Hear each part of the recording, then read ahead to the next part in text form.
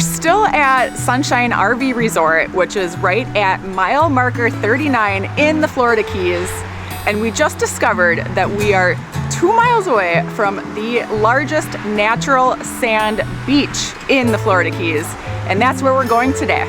We are packing up our bikes and riding since we are so close to one of Florida's southernmost state parks, Bahia Honda. Prepares me for the things that come. Yeah, beautiful morning,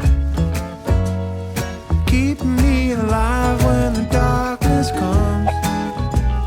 Ooh, that kind of a morning. It's the natural feeling that will make it through. It was a quick 10-minute bike ride, 2 miles on the nuts. Here we are, we're about to go in, and it does close early if it reaches capacity because it's such a popular park. So that's why you want to get here early. If you get here and it's too full, they will send you away and they'll tell you to come back later when it's not so busy.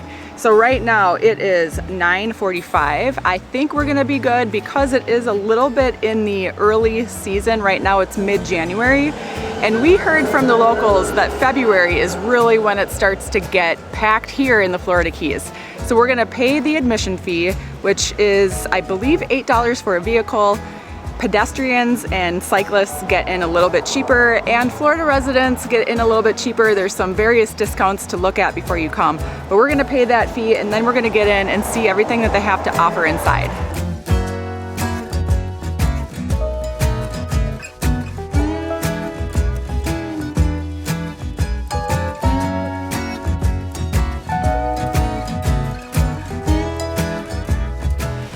Sandspur Beach, which is one of the 3 beaches here, and it's also near one of the 3 camping areas, and there's 80 sites total. We've always wanted to stay at one of these beautiful sites, but honestly it takes way more planning in advance than what Aaron and I are used to doing. But it's definitely worth the views if you can plan ahead and snag one of these to stay here.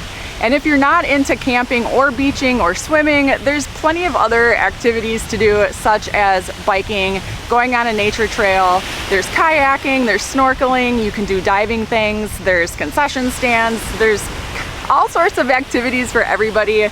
And we're gonna go see everything. I don't know exactly what we're gonna do or where we're gonna beach, but we wanna get a lay of the land and find the best spot for us to spend some time today. Okay, Chris, let's get a lay of that land quick.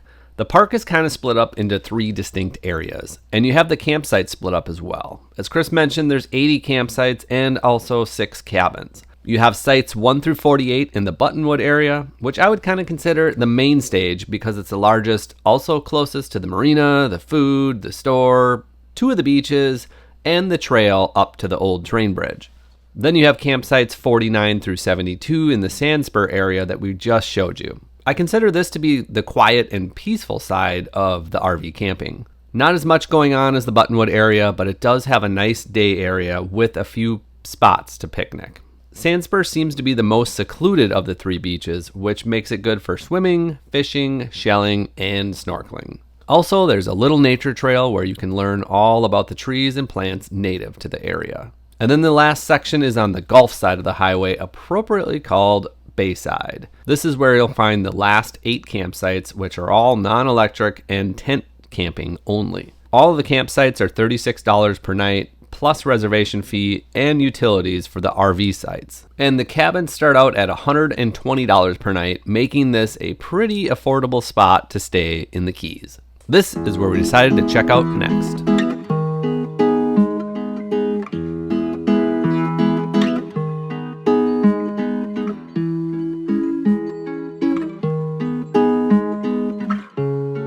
Now I'm standing in one of the 8 tent sites, and we're across from the cabins. There's 6 cabins. It's absolutely beautiful over here, super calm, super private.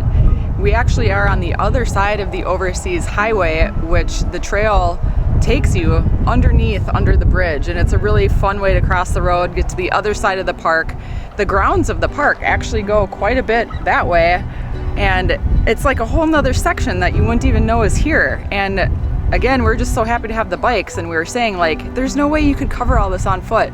So it was fun to sneak over here and get a peek at these areas that would be a great spot to rent if you're not into RVing, or you just want to pack a tent and be a little more primitive, or like get right on the water. These are like your little own private beaches.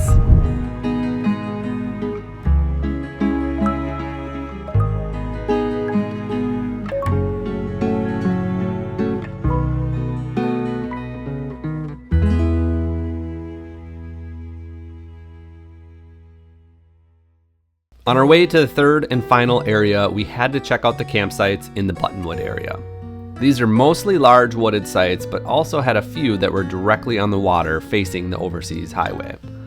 I would imagine it would get a little loud there, but man, what an amazing view. Getting a reservation at Bahia Honda State Park can be pretty difficult, we hear, and after visiting, it's easy to tell why. Florida residents are now able to make reservations 11 months in advance, and all others only 10 months in advance. Here we are in basically the epicenter where everything is going on. There's concessions, there's a gift shop, there's gear rental, there's a marina, there's beaches, there's bathrooms. If there's anything you're looking for, there's a good chance that it's right here. And this is where a lot of the people are hanging out, swimming, picnicking, and having fun with their family. And I think that we will be beaching here as well, but there's one trail that we wanted to check out first. So we secured the e-bikes with their chain lock up to the bike rack and set off foot up the old iconic Bahia Honda Bridge Trail. Don't worry, it sounds a lot longer than it really is, and it only took about 5 minutes to get to the top. But definitely something you need to do if you visit the park.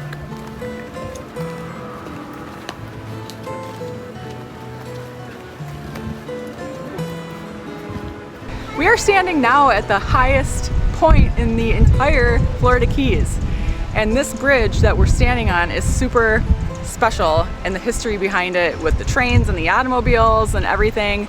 So much to read and learn, but basically what was originally train travel here through the Keys was eventually replaced with cars, and then this bridge had to no longer work because couldn't fit the cars. Then the overseas highway came, and the rest is history. This bridge is now protected as a historic icon. It cannot be demolished, and it's really cool just to stand up here and see this incredible view of the beach and the state park. And this might be one of my favorite parts of the entire state park tour, is standing up here right now.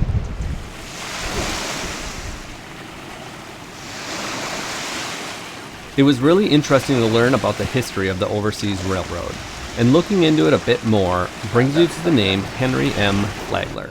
Not as well known as John D. Rockefeller, but interestingly enough, Flagler and Rockefeller were business partners and two of the founding members of Standard Oil, which at one point was the largest petroleum company in the world. However, it seems Flagler was well more known for the development of Florida's East Coast, including the cities of Palm Beach and Miami. I don't know if this is true or not, but Miami was once almost called Flagler instead. In 1905, he began construction of one of the most ambitious engineering projects taken on by a private citizen. 156 miles of train track over land and water connecting Miami to Key West, known as the Overseas Railroad. It was completed in 1912, but by the late 30s, as train travel gave way to the automobile, the Overseas Railroad turned into the Overseas Highway. But without Flagler's early vision, we don't know what the Florida Keys would look like today. Thankfully, we still have pieces of history like this bridge that remind us of the past and how far we've come. After exploring the area for a while, Chris and I finally got that beach day and enjoyed some of the nice weather. We appreciate everyone watching, and we'll see you on the next video.